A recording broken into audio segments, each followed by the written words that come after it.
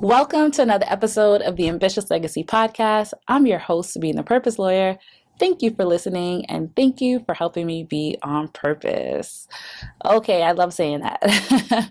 Really appreciate you guys showing up and coming back every week. Appreciate you. It really means a lot. And I hope that this podcast has been valuable to you. So, as a recap, last week we had gone over the 6 phases of estate planning, like what each step of the process sort of looks like, so you can get a framework of what to expect if you decide to put an estate plan together. So today I wanted to get into just dig a little deeper, right? And talk about the different players that are involved in putting your plan together, or that could be involved or incorporated within your plan, right? So whether it be professionals or individuals that you need to incorporate in your plan, I want you to start thinking about what that sort of looks like and who you should be thinking about nominating or including in your estate plan, right? So, and again, let's make sure everyone, if you're here for the first time, you understand what an estate is. An estate is basically everything that you own of value. That is considered your estate. If you were to pass away, that's what the state sort of calls your estate. And while you're alive, that again, we talk about it as your estate because it's everything that you own. That's what it is, simply. Whether you have a lot or a little or medium, it's your estate. Then what is the plan? So the plan is a plan for your stuff in the event you were to pass away. And also while you're here, while you're alive, really to make sure that you can achieve the goals that you want for life. And, you put a plan in place so that you can actually track towards it and get what you want out of it. Simple as that. All right. So what are the players that you might include in this plan? And so I guess I should also do like a little double back on what are some of the tools that we do use in estate planning. So you might have heard these things like wills and trusts and healthcare proxies and power of attorneys. These different documents we put in place to sort of help you have basically a written plan that your state or your law is going to recognize and just make a smooth transition to your loved ones or what have you. And also in the event that, while you're alive, you become what's called incapacitated, meaning you cannot make decisions for yourself or you can't care for yourself, that you have your people, your folks who you want to step in and be there to care for you. You want to empower them to do that. So that's what things like your healthcare proxy and your power of attorney is for, and things that are going to help you pass on, like be a vehicle to transition what you do have to your loved ones. Those things are like your wills and your trusts and things like that. Okay. And there are other things, but to keep it simple and I guess general for everyone, these are the types of things that we use, right? And so who are the players that are going to be involved? So the first person who I wanted to talk about is your financial professional. So a financial professional can be helpful to help you decide on different types of investments. They can be helpful to help you sort of track what it is that you have, where you're going, and how you're going to get there, right? And that's, dealing with finances. So it might be savings, it might be investments, it might be insurance, and it could be a number, of different financial things in that particular area. And so you might be someone who's like, well, I don't really need someone to help me manage my finances. I got this.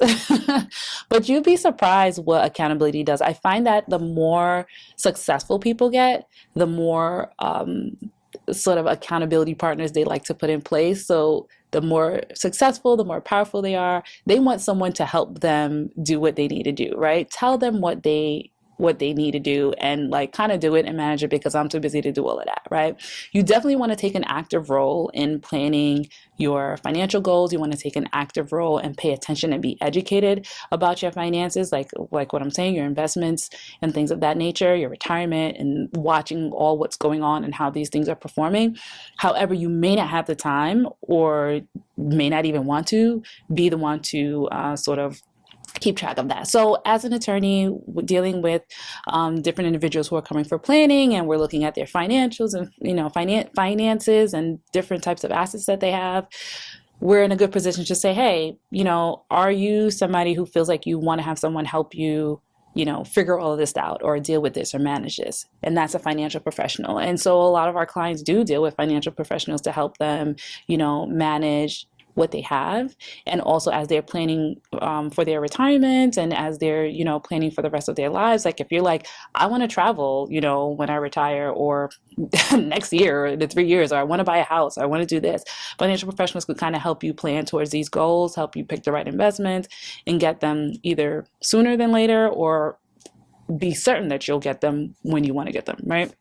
Sorry, I don't want to ramble. So that's one of the team members that you might want to have when you're considering or in the process of estate planning, right?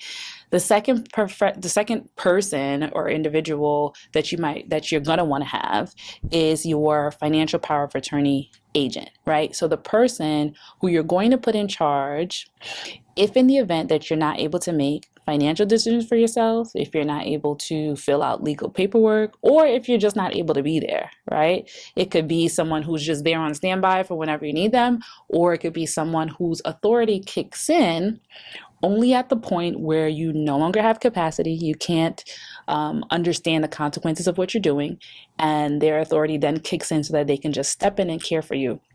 This is such a simple thing to put in place, and it really is sad when people come to us and they're like, this person can't make decisions for themselves, and so now we need to get a power of attorney in place, and it's typically too late. And the consequences of not doing that is a whole entire court process to be able to step in and help the person, right? So we want to avoid that at all costs. So a power of attorney is necessary. However, you need to select somebody, and I say someone you would what do you call it? Someone you would trust with like your bank card, right? That's how much authority you're giving this person. It's a lot of responsibility, so don't take it lightly. So it's good to start to think about, who in my life would I trust to help make these decisions for me? Start evaluating. I wish I had glasses. I would put on my glasses and say, start looking at these people through your glasses and say, is this someone that I would really trust, to make these decisions for me? It's helpful to have this stuff at top of mind.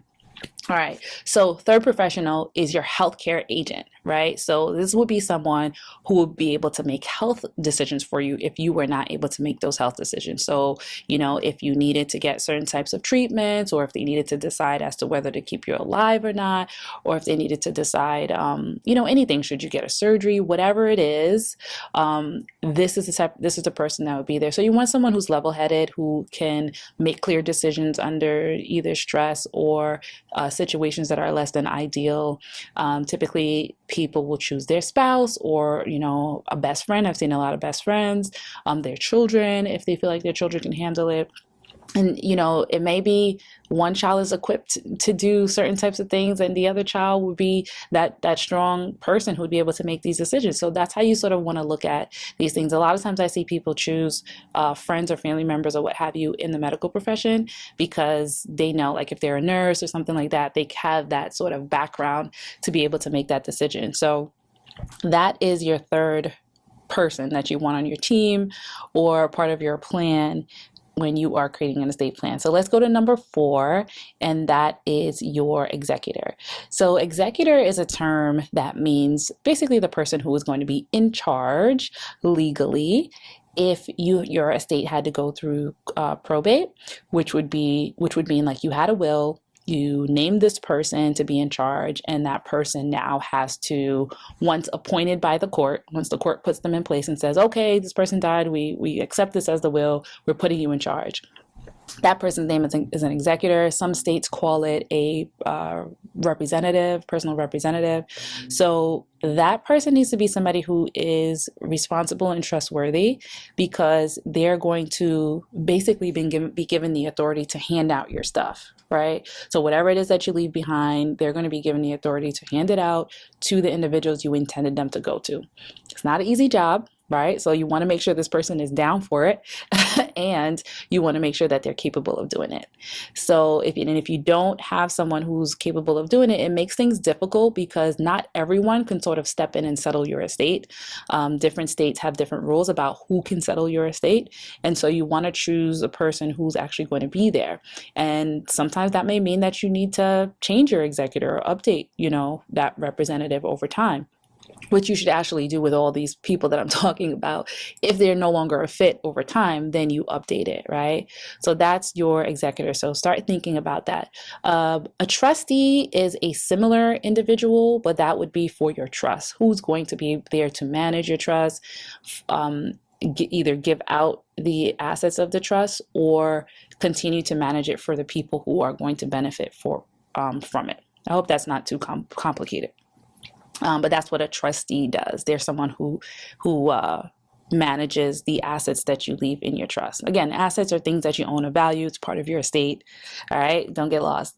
And I was going to say something about trustees.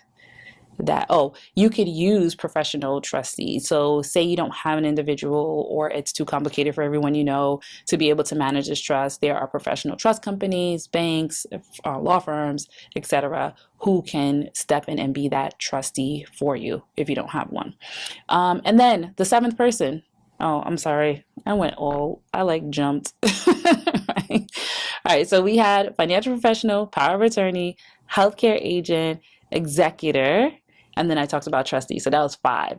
So now the 6th person is a guardian for your children.